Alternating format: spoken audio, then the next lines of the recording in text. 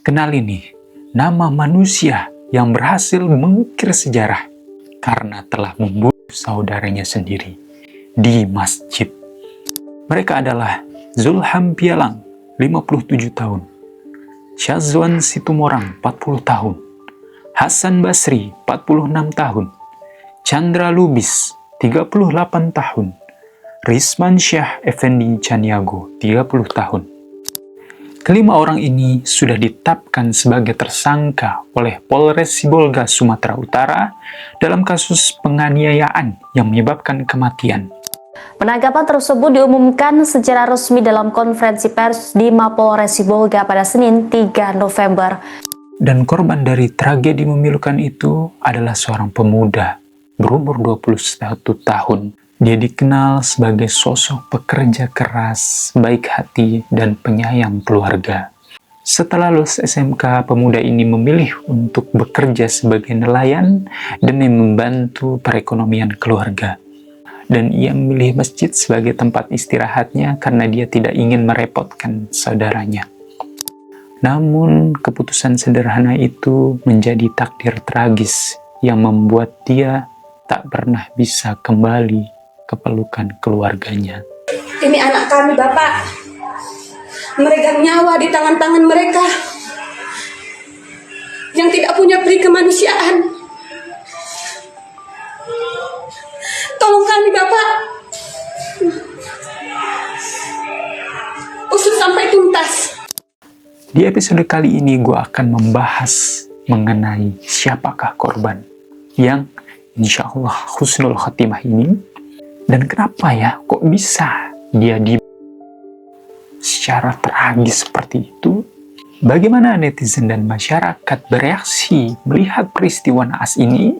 Sampai pada pembahasan yang terakhir, bagaimana sih peran masjid? Apakah dia hanya sebatas sebagai tempat beribadah saja?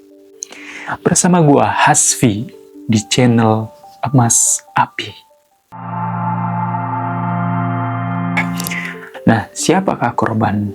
Kalian mungkin sudah lihat dari thumbnail video ya, bahwa dia adalah Arjuna Tamaraya. Arjuna menamatkan pendidikannya di SMK pada tahun 2001. Setelah lulus, ia memilih untuk tidak melanjutkan kuliah, namun ia bekerja sebagai nelayan demi membantu perekonomian keluarga.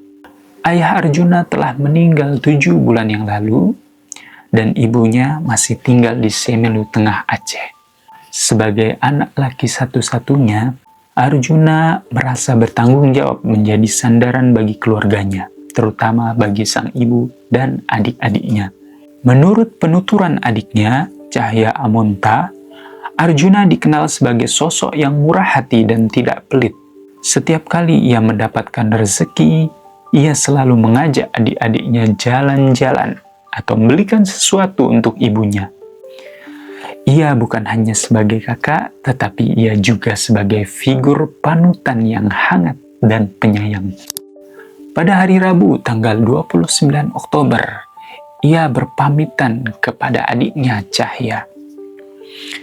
Ia mengatakan bahwa dirinya akan melaut selama 3 bulan untuk menangkap ikan. Saat itu, ia tinggal di kos di daerah Sibolga. Namun, karena hendak berangkat dan tidak memperpanjang pembayaran kos untuk bulan berikutnya, ia memilih menginap sementara di masjid. Padahal ia memiliki kerabat di sana. Namun karena takut merepotkan, ia memilih untuk tinggal di masjid. Keputusan yang mencerminkan kemandiriannya dan kerendahan hatinya. Namun keputusan sederhana itu justru menjadi takdir pahit yang membuat dia tidak bisa lagi bertemu dengan adiknya dan keluarganya. Nah, bagaimana dengan kronologi peristiwa naas tersebut? Peristiwa tersebut terjadi pada tanggal 31 Oktober 2025, Jumat dini hari sekitar pukul 1:30 pagi. Korban menghampiri tersangka Zulham untuk meminta izin tidur di masjid. Namun saat itu Zulham melarangnya tanpa alasan. Pukul 2, Hasan yang sedang tidur di lantai 2 masjid mengaku mendengar suara teriakan seperti orang kerasukan sehingga turun ke lantai bawah dan menemukan korban tidur di serambi masjid. Kemudian Hasan memanggil Zulham untuk ikut membangunkan sang korban. Kejadian selanjutnya, Zulham berusaha membangunkannya hingga korban terbangun. Korban hanya menatap keduanya dan melanjutkan tidurnya. Melihat respon tersebut, Zulham yang emosi mengajak temannya Chandra, Rismansyah, dan Sazwan untuk ikut membangunkan paksa sang korban. Chandra mulai melakukan kekerasan dengan menarik baju korban sampai posisi korban yang semula telungkup menjadi berdiri. Korban pun terbangun dan hendak melawan. Namun Sazwan langsung menendang kepala korban sebanyak 2 kali sampai terjatuh. Hasan juga ikut menendang pada bagian yang sama. Sazwan kemudian menginjak kepala dan perut korban serta menyeret korban keluar masjid dengan menarik kaki sebelah kanan. Setelah terseret agak jauh dan kemudian melewati lantai tangga, maka sang korban kepalanya terbentur dan bisa dilihat korban mengalami pendarahan di bagian kepalanya. Setelah korban sampai di depan masjid, Sazwan mengambil uang 10.000 dari kantong korban dan memeriksa tas korban sambil mengambil 11 sendal korban yang digunakan untuk memukul pipi korban. Kemudian pada pukul 4.45 pagi pada saat subuh, marembot masjid melihat di CCTV ada banyak warga yang berkumpul di sekitaran masjid. Dengan mengajak rekannya, mereka menghampiri warga tersebut dan menemukan korban yang terluka dan tidak sadarkan diri. Kemudian akhirnya warga memanggil polisi dan membawa korban ke rumah sakit. Sekitar pukul 6 pagi, korban dinyatakan meninggal di RSUD Dr. FL Tobing Sibolga. Teman-teman, kalian pasti bingung ya, kok bisa ada seorang manusia yang berlaku sampai sebegitu kejamnya terhadap saudaranya sendiri. Ya, saudaranya sendiri, dia kan sama-sama muslim tuh, namanya muslim bersaudara. Kok bisa sampai dipukulin dan bahkan sampai mati tuh orang? Ya Allah. Nah, terkuak fakta, di balik aksi pengeroyokan sadis tersebut, ternyata Arjuna Tamaraya sempat difitnah mencuri kotak infak di masjid. Cuma pengaduannya beda. Katanya ada orang yang mencuri celengan di Masjid Agung. Oh. Nah, kan beda versi kan? Iya Pak, iya Pak, iya Pak. Kalau informasi Reaksi publik atas kematian Arjuna Tamaraya memunculkan gelombang kemarahan dan keprihatinan. Salah satu komentar dari warganet, yakni Tito Januarnitya, menulis, cuma 15 tahun penjara, kecil sekali harga nyawa kita. Ada komentar lain dari pengguna, tidur di masjid bukan perbuatan dosa, tapi mereka yang sok-sokan melarang malah bikin dosa.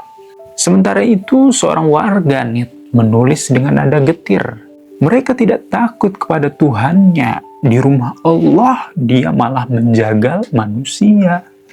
Ribuan komentar memenuhi setiap lini masa, menandakan betapa kasus ini bukan sekedar tentang penganiayaan, tetapi tentang rasa kemanusiaan yang tercabik di tempat paling suci. Arjuna Tamaraya kini telah tiada, namun kisahnya meninggalkan pesan yang menguncang hati setiap orang yang mendengarnya. Mohonlah dan kepolisian agar mengungkap kasus ponakan kami ini yang sedalam-dalamnya. Itulah harapan kami. Nah, awal mulanya kan ada yang nyebut kalau misalkan Mas Arjuna ini memang meminta izin tidur di masjid. Dan masjid ini cuma tempat tidur sementaranya saja, bukan dijadikan tempat tinggal. Anehnya kok gimana ya? Kenapa ya bisa sampai dilarang sama Zulham nih, si pedagang sate ini? Padahal dia cuma pengen tidur, ya mungkin bareng semalam 2 malam lah mungkin. Memangnya nggak boleh ya kita tidur di masjid? Padahal setahu gua di zaman Nabi ada yang namanya ahli sufah, yang mana ia adalah seorang yang tinggal di pelataran masjid karena memang mereka tidak memiliki tempat tinggal. Karena saat itu kondisinya mereka baru hijrah dari Mekah menuju Madinah dan mereka nggak bawa apa-apa kecuali iman. Nah, mereka ini diperbolehkan oleh Nabi untuk tinggal di masjid, ya, memanfaatkan masjid sebagai tempat tinggalnya. Itu sebagai tempat tinggal. Arjun hanya numpang tinggal semalam 2 malam. Lalu pertanyaannya, masjid yang kita bangun sekarang ini itu berkiblat kemana sih? Apa kita tidak berkiblat kepada Nabi yang mencontohkan bahwa masjid itu sebagai tempat aman? Ya, masjid sekarang udah nggak inklusif lagi ya bro. Padahal nih ya, mereka tuh kalau misalkan program pengadaan masjid itu kan mereka kadang-kadang minta sumbangannya ke rumah-rumah orang, bahkan sampai ke jalan-jalan gitu, jalan 2 arah gitu, dia di tengah gitu minta sumbangan gitu, terus kemudian diputar entah murotal atau nasyid gitu dari toa masjid yang akan dibangun. Tapi setelah masjidnya jadi, orang yang nyumbang malah kagak boleh. Cuma sebagian umat aja yang boleh masuk ke masjid itu. Gimana coba?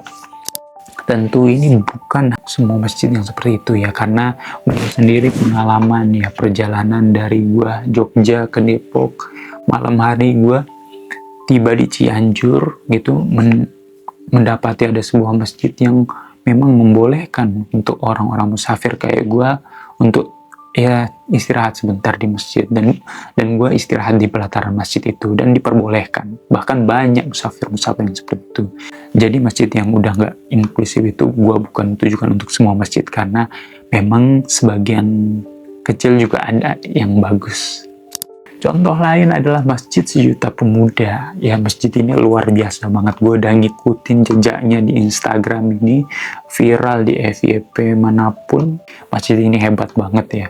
Masjid yang gimana ya, kayaknya udah bukan masjid yang mainstream pada umumnya. Luar biasa. Bayangin lu istirahat nih, ketiduran, ya, dibangunin sih, tapi dibangunin bukan dipaksa bangun, tapi dibangunin untuk dikasih bantal biar istirahat lu makin mantep. Nah, terus orang yang dia lagi diem bengong, ya daripada bengong di masjid, diajak ngopi, dikasih minuman. Kemudian setiap harinya juga mereka ngadain program makan gratis, ya, siapapun boleh makan di sana. Ya, ini baru masjid ya. Masjid bukan hanya sebagai tempat ibadah, tapi masjid sebagai pusat tempat yang bermanfaat untuk masyarakat di sekitarnya. Itu dia pembahasan kita hari ini mengenai kasus Arjuna Tamaraya, seorang pemuda yang hanya ingin beristirahat di masjid, namun naasnya malah digebukin, dikeroyokin hingga. Ini mengingatkan kita tentang betapa tipisnya antara kemanusiaan dengan kebrutalan, dan semoga ini tidak akan terjadi lagi. Semoga keadilan ditegakkan, dan semoga kepada almarhum ya Arjuna Tamaraya semoga ditempatkan di sisi terbaiknya, dan semoga keluarga yang ditinggalkan juga diberi kesabaran ketabahan.